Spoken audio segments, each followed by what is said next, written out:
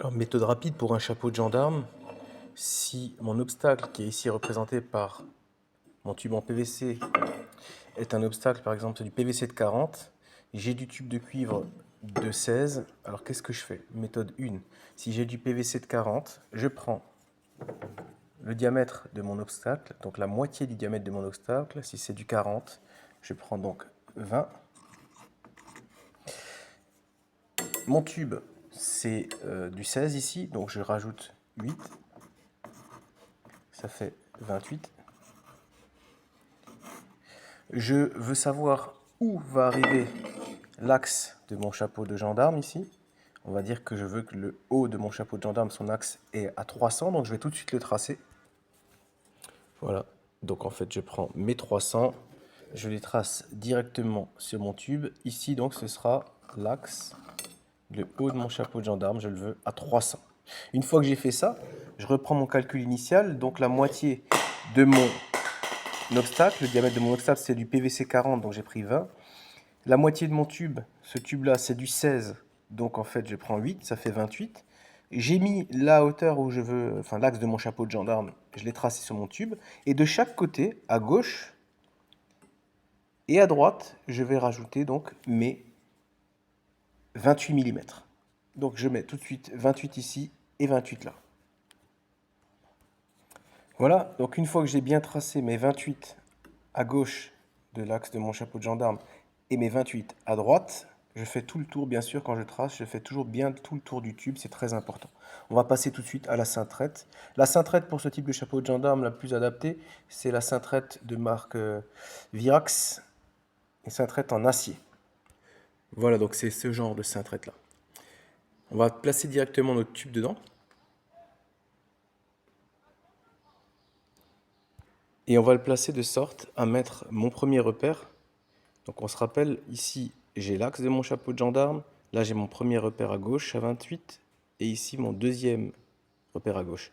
Je vais mettre mon premier repère directement sur le 0 ici. C'est ce qu'on va le faire tout de suite. Voilà, donc je l'ai mis dans le 0, on le voit bien là. Je ferme le crochet de ma cintrette, et en fait ce que je vais faire, c'est que je vais faire un cintre complet d'ici, en mettant donc le manche directement en face ici de mon 0, voilà, le 0 du manche en face du 0 ici, et je vais ramener, je vais cintrer jusqu'au repère le plus loin, directement.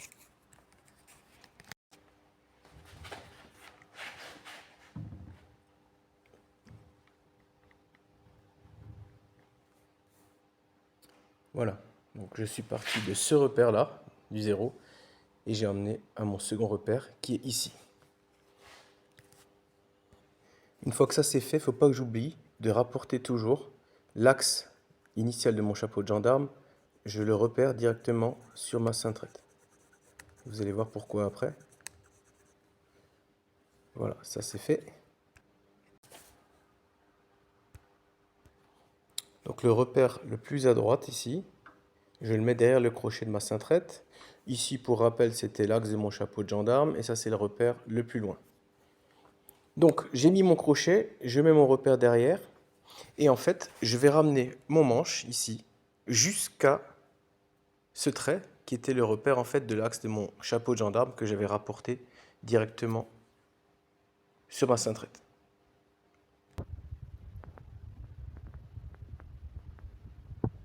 Voilà, ça c'est fait. On retourne le chapeau dans l'autre sens. Voilà, donc j'ai retourné mon chapeau de gendarme pour faire le deuxième retour. On revoit les repères, hein, le repère le plus à gauche, l'axe du chapeau de gendarme, et celui que je mets directement derrière le crochet de ma cintrette. Ça c'est fait. Et il faut vraiment que je veille à la planéité. Il faut que je règle ici avec un niveau. Il faut que ce soit vraiment plat, ou bien fait, mais vraiment à l'œil. Mais il faut que ce soit bien plat, sinon votre chapeau de gendarme va être tordu. Une fois que ça c'est fait, j'ai plus qu'à ramener directement mon manche jusqu'à mon repère, comme j'ai fait initialement. Et mon chapeau de gendarme sera terminé.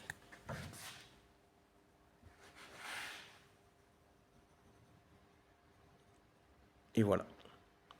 On va regarder ce que ça donne. Donc je voulais un chapeau de gendarme qui permette de surmonter un obstacle, un PVC de 40. Et j'ai ce qu'il faut ici pour pouvoir en fait passer encore un isolant ou laisser quelque chose, un espace pour l'esthétique, il n'y a aucun souci. Donc en fait cette technique fonctionne bien avec la cintrette en acier de chez Virax. Elle est assez simple.